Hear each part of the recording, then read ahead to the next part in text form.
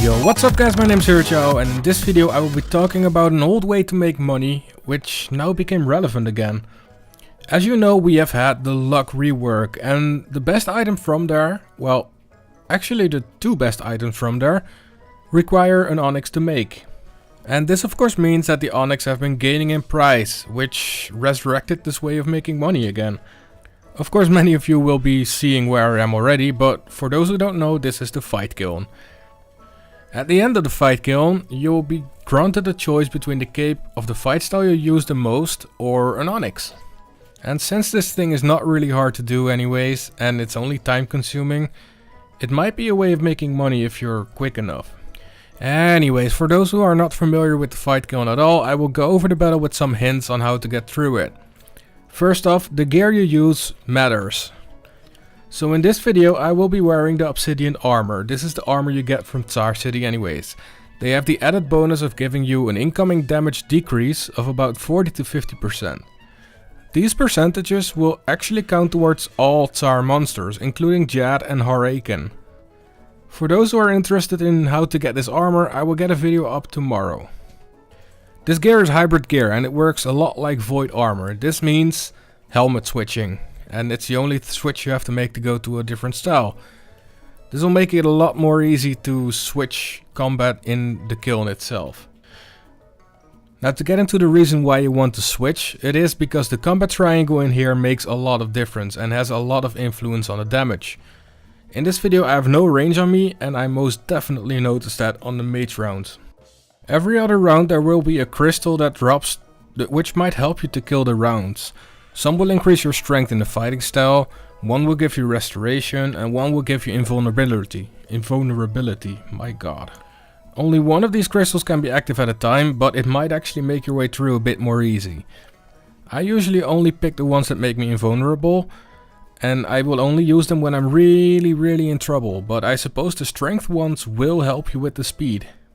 Besides these points, it is just take a few prey potions, some overloads, and you should be all Gucci. The rounds you go through are actually quite easy, and they are divided in 4 themed divisions, closed off with a Jad. In the first part you will only get ranged opponents. I say only, but that's not true, it's mostly ranged opponents. And of course, as you know, the best way to handle ranged opponents is to slip into your melee gear and smack the living hell out of them. A quick little note, on wave 5 you will encounter your first Dill, and these have armor which is broken with a pickaxe. However, if you use melee on them, you will automatically use a pickaxe and you will break the armor. This makes it the only creature in this kiln which forces you to use a certain fighting style. Just keep this in mind for further rounds, and for the rest it's just up to you what you do. In these rounds there will be the occasional magic creature or maybe melee creature, and it's up to you if you want to switch to the correct fighting style or not. And this goes until round number 9, and after this round you have to go to the middle section and stand on the northeast side of the rock. Jad will spawn in the southwest. This is why you go to the northeast. You will safe spot him and he will not be able to attack you until it's your time to attack him. When you decided to start your battle with Jad, it works the same as in the fight cave, however, he has less health. A thing that works a lot better is actually wearing obsidian armor. This means if you miss a prayer switch, the hit Jad does also is cut in half. This means no crazy one-hit KOs, but still a 4 or 5k hit, so be careful with that. But this of course means there's a very good chance you will survive the encounter. Now after a small cutscene, round 2 commences, and this is the mage's round, and thus best defeated with range. The rounds that follow are the same as before, but with the main theme being the magic users. Of course there will be the occasional ranged melee or Dill, but you know what to do about it now. And this goes on, all until round number 19. After that round, get your behind back in place behind the middle stone, northeast side, and get ready for yet another Jad fight. Since you have beaten Jad once before, you should be able to beat him again pretty damn easily. Again, a small cutscene commences, and after that it's all about melee monsters, so get your magic gear dusted off and ready. It is again 9 more rounds, which should actually be getting boring by now, and it will go on as usual. There is nothing special in them besides round number 28. This is the Dill round, and you will be forced into your melee gear.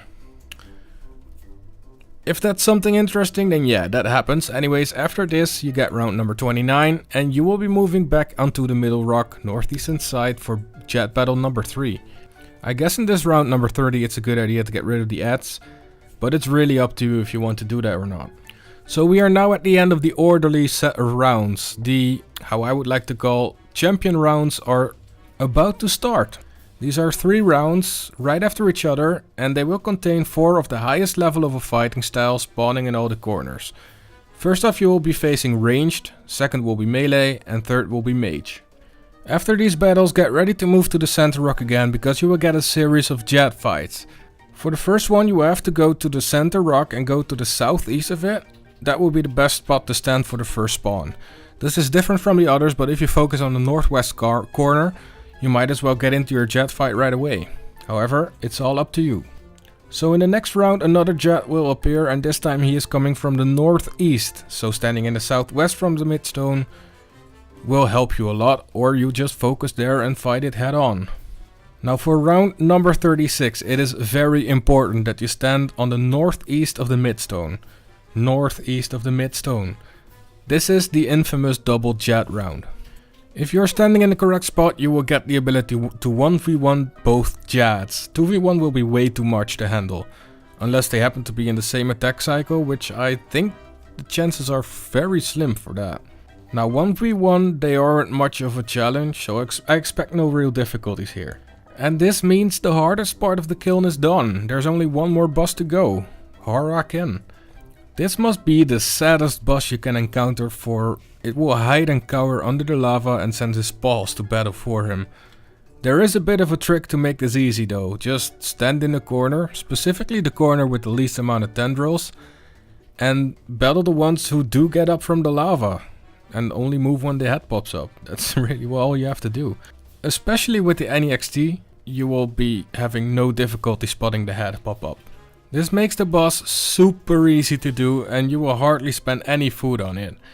You can also use the tendrils to gain adrenaline, which makes your battle shorter, but you will have to decide for yourself if it's worth it or not. So after this epic battle with the retarded octopus, you will get the choice between an onyx or the cape of the style you use the most in the fight kiln. I most definitely picked the cape, but I will just pretend to have picked the onyx here, right? Okay. So let's take our fresh spoils from the hefty battle and go to the Gran exchange and sell it for 2.5 mil or whatever it's worth at that point. Now if you want to use this as a money making method, you will have to realize that it's all bound to the time it takes you to complete the kiln. If you are super quick, which I am definitely not, you can calculate how much GP an hour you will be making there. Do take into account that this is a lot more fun than killing the same boss over and over and over again. So if the onyx keeps rising, think about it. Maybe it is something to do for you. Anyways, I hope you enjoyed this video. If you did, please leave a like and don't forget to subscribe. And I will see you all tomorrow for the guide to get your own obsidian armor. Ciao!